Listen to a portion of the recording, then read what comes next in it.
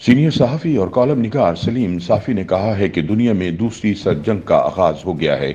इस नई सर्द जंग में एक तरफ अमेरिका और दूसरी तरफ चीन है। अमेरिका धचके दिलवाकर और चीन तरगीबात देकर पाकिस्तान को मजबूर कर रहा है कि वो अपना कैंप वाज़े कर दे। माजी की तरह अमेरिका या चीनी कैंप में जाना दुरुस्त नहीं होगा।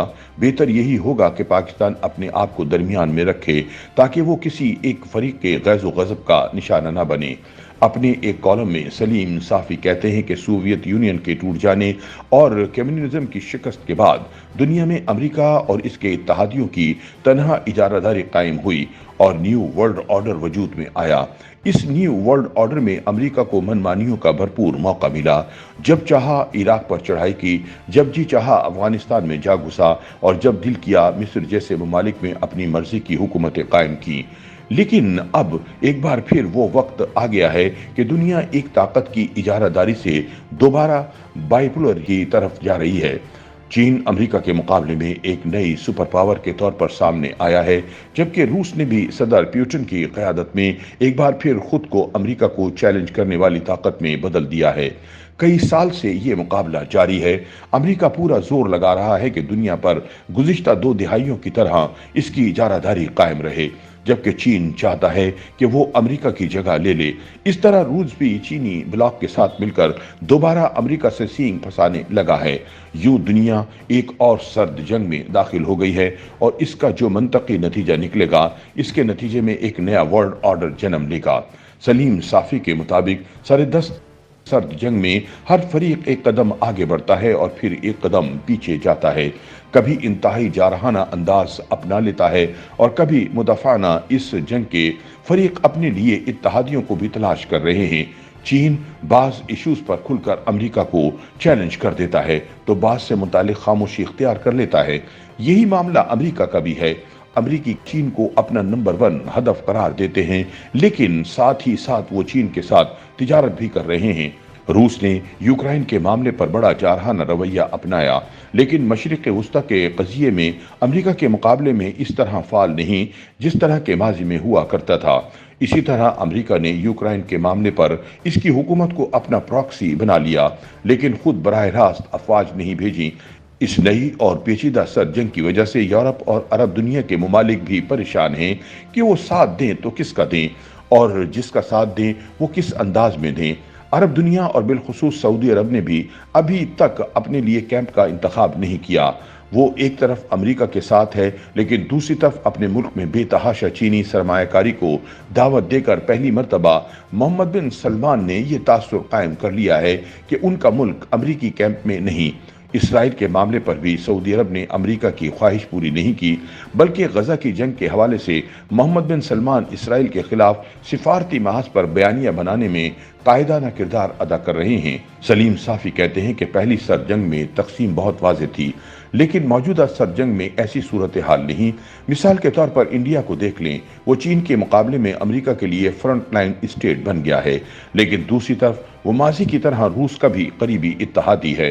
खुलासा बहस यह है कि दूसरी सर्द जंग का आगाज हो गया है। इस नई सर्द जंग में एक तरफ अमेरिका और दूसरी तरफ चीन है। चीन के साथ रूस भी होगा, लेकिन इस सर्द जंग में अब तक दोनों तरफ की हिकमत अमली वाज़ेह है और ना माजी की सर्द जंग की तरह दुनिया के दीगर ममालिक ने वजाहत के साथ अपने अपने कैंप का तयन किया है। यूं इसे एक कंफ्यूज कर देने वाली सर्द जंग भी कहा जा सकता है। मुस्तकबिल में इस जंग को और भी तेज बनाने की गर्ज से अमेरिका अपने लिए हलीफों और प्रॉक्सीज की तादाद बढ़ा रहा है और दरमियान में खड़े ममालिक को अपने अपने अंदाज में मजबूर कर रहा है कि वो अपना वजन इसके पलड़े में डालें। मसलन रूस के साथ इंडिया के भरपूर ताल्लुकात के बावजूद अमेरिका की तरफ से इसे स्ट्रेटेजिक इत्तेहादी बनाना और अफगानिस्तान को तालिबान के सुपुर्द कर देना। अमेरिका की तरफ से इस तैयारी के 2 शवाहिद हैं, जबकि चीन की तरफ से ईरान और सऊदी अरब के माबैन सालिसी या फिर बेल्ट एंड रोड इनिशिएटिव के लिए ज़ेर साया अपना असर व रसूख बढ़ाना। चीन की तैयारियों के शवाहिद हैं। यूं नए वर्ल्ड ऑर्डर के क़याम के लिए जो सर्द जंग जारी है, इसकी वजह से दुनिया कन्फ्यूजिस्तान बन गई है। अभी नया न्यू वर्ल्ड ऑर्डर कायम नहीं हुआ, जबकि साबिका न्यू वर्ल्ड ऑर्डर बाकी नहीं रहा। इसलिए दुनिया में इस वक्त जो ऑर्डर चल रहा है, इसे न्यू वर्ल्ड डिसऑर्डर का नाम देना मुनासिब होगा। सलीम साफी का कहना है कि इस वक्त रियासत पाकिस्तान के लिए सबसे बड़ा चैलेंज ये है कि वो इस न्यू वर्ल्ड डिसऑर्डर के नतीजे में मिलने वाली धचकों को किस तरह बर्दाश्त करता है और फिर न्यू वर्ल्ड ऑर्डर के लिए शुरू होने वाली नई सरजंग में अपने आप को कहां पर रखता है। पाकिस्तान का जो महल वकू है वो इसकी बदकिस्मती भी है और खुशकिस्मती भी। इस महल वकू ने पहली सरजंग में भी इसे बड़ी ताकतों की जंग का मैदान बना दिया और अब भी दुनिया के जिन ममालिक पर सबसे ज्यादा दबाव आएगा इनमें पाकिस्तान भी होगा।